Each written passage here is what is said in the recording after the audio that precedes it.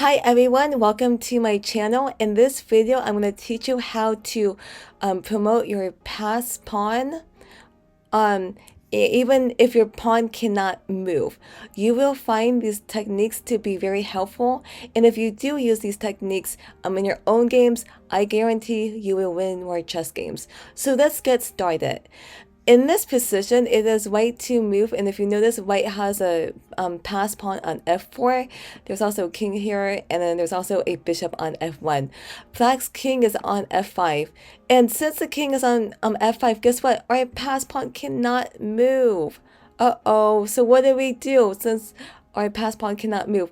Well, the first thing to do is we need to control the f5 square. Since the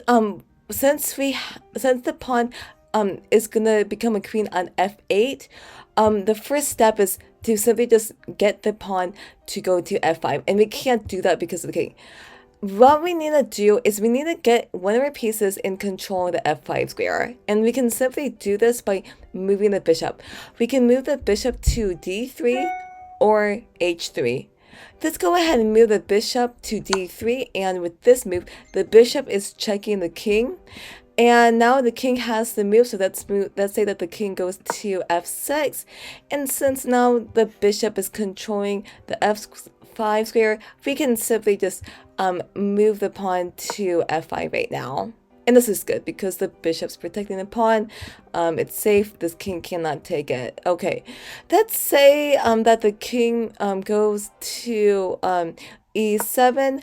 Now, the next step, what we need to do is we want the pawn to safely move to f6. We cannot safely move the pawn to f6 because of the king. For example, if we try moving the pawn to f6 right now, Black's king is simply just gonna take the pawn, and that's gonna be a complete disaster because if we let Black's king take our pawn, then the game is gonna be a draw. So again, what we need to do is we need to get our king and control the f6 square. Okay, notice that since this bishop is on the white squares, this bishop can never control the f6 square. So because of that, we need to get our king and control the f6 square. We can eventually get the king over to e5 or g5 so it can control the f6 square. So let's continue to move the king closer. So we're gonna go f4. And then let's say that the king goes to f6, and then again we have this problem again where we can't just move the pawn to f6 because the king is in the way, and because of that we're just gonna do a waiting move. We're gonna go ahead and just move the king over to g5. So that's fine. Let's say that the king goes to f7, and guess what? Now we can simply just move the king over to g5, and this is a good move because now the king is controlling the f6 square. Therefore, on our very next move, we can safely promote the pawn. We can safely move the pawn forward to f6. So let's say that the king goes to g7. What do? We simply just move the pawn forward to f6. Again, it's safe to do this because the king is protecting the pawn. Let's say that the king goes to f7, and again, let's think about what's going on. We want our pawn to go to f7, but we cannot do that because Black's king is in the way. Therefore, we need to get one of our pieces and control the f7 square. We can simply do this by moving the bishop. We can move the bishop to g6, or we can also go to c4 to control the f7 square. Since bishops are long-range pieces, then I prefer bishop to c4 to control the f7 square. Okay, the king is in check. Let's say that the king goes to f8, and then guess what? We can safely move the pawn forward to f7, and that's great. And then let's say that the Black king goes to g7. Okay, so we are actually making very good progress with this pawn. But again, the problem is it a good idea for this pawn to promote right now to f8? No, because if we promote the pawn to a queen, then Black's king can safely just take the queen, and then that's going to be a complete disaster for white. So what do we do? Um, since the queen square is on a dark square, that means we need to get our king and control the f8 square. The bishop has a very important job right now because it's protecting this pawn. Again, if we move this bishop off this diagonal, and let's say we move the bishop here, then this king can simply just take the pawn, and then that's going to be a complete disaster because the game is going to be a draw. Because of that, we're going to simply just move the king over to f5. Again, our ultimate goal is for this king to go to e7 or g7 so it can control the queen square on f8. Okay, let's say that the king goes to f8. It is our turn. Now we have to be very, very careful right now because we have to be careful about stalemate. It's very important to ask, if I move here, is it safe? If we move the king to f6, then notice this is going to be stalemate because this king is not in check. Black has no legal moves, and this stalemate means it's a draw. So moving the king to f6 is a big mistake. So we can move the king over to e6 or g6. We're going to simply just move the king over to e6. It doesn't really matter. Notice that Black's only move is to go to g7, and again, as I told you before, we want to move the king and control the f8 square. So we're going to simply just move the king over to e7, and now the king is controlling the f8 square, and this is fantastic. It is Black's move that say that the king goes to g6, and guess what? Congratulations, we can safely promote the pawn to a queen, and it's going to be checkmate shortly after. So you have to remember is to successfully promote the your passed pawn, you need to control, and I'm sorry, and if the pawn cannot move, you need to control the square in front of the pawn. So that's very important. If you like watching my videos, I do invite you to give me a donation if you are comfortable doing that. Thanks in advance if you do that, and I do invite you to subscribe to my channel if you have not done that already. Okay, let's go ahead to position number 2. In this position, it's the same problem.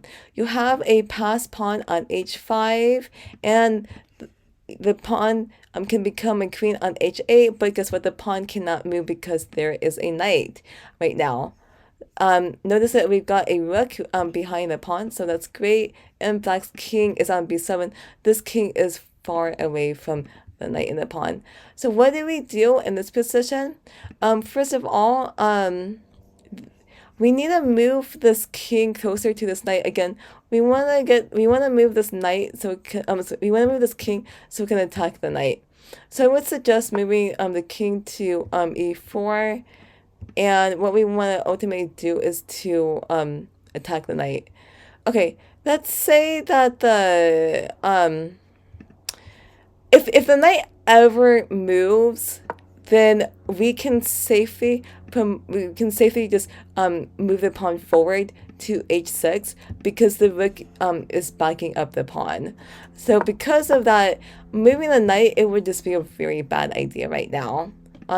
So what I would do is Black's king should just go to c7, and then we want to continue with our plan, and we can move the king over. Let's say that we move the king over to f4. The king can go here. That's fine. And then when somebody just move the king over to g5 to attack the knight, and then let's say that the knight goes here. That's okay. The knight is checking the king. Again, the king becomes a fighting piece. We're going to just move the king over to g6. It's attacking the knight. And guess So let's say that if the knight goes here, then that would be a bad idea because we have king to g7, and then notice the knight is trapped. So let's say that the knight goes to e5 to check. If that happens, we're going to simply just move the king to g7, and look at this king right now. It is controlling the three squares in front of, or past pawn on h5. This king is doing a absolutely great job. Okay, so let's say that the king goes here, and then again, we're gonna simply just move the pawn. And then the knight can go to f7. It's attacking the pawn. We can simply just move the pawn to h7, and then we're getting so close to a queen right now. Let's say that the king goes here. If that's, there's many ways to win. I think the most straightforward way to win is we can simply just promote the pawn to a queen. If the knight does take it, then we can simply just take the knight with the rook. And if you don't know, we can force a checkmate with the king and the rook. So this is a great way to win. Another way we can win is we simply just move the rook over to e1, and then with this move, the rook is checking the king. And again, if the king goes to d7, then notice that we can simply just take the knight, and there's no way for black to stop this pawn from queening. So I hope that this is making sense. Let's go ahead with another position. In this position, it is white to move. Notice that white's rook is here. White has two passed pawns. White also has a bishop, and black's king is on h4. So what should white do in this position? Well, first of all, white's pawn wants to queen on c8, but if you notice right now is, if we promote the pawn to a queen right now, that's not going to be safe because the bishop can just simply just take the queen, right? So that's not going to be good. So what do we do in this position? First of all, what we need to do again is we need to get linear pieces and then control the queening square. Since white has a rook on a1, I think the most straightforward way to win is to simply just move the rook over to a8. The rook is controlling the c8 square, and then let's say that the king goes here. Now we can just promote the pawn to a queen, and then if the bishop does take it, rook takes, and guess what? We're in a winning position. So that's one way you can win. I hope you found this video to be very helpful. Let me know what you thought about this video by commenting below. I would greatly appreciate it. And again, if you have not subscribed to my channel, I do invite you to subscribe to my channel if you have not done that already. Again, make sure if you're free on Monday night at 7 p.m. Pacific Standard Time, play in my Monday night tournament. Thanks for watching.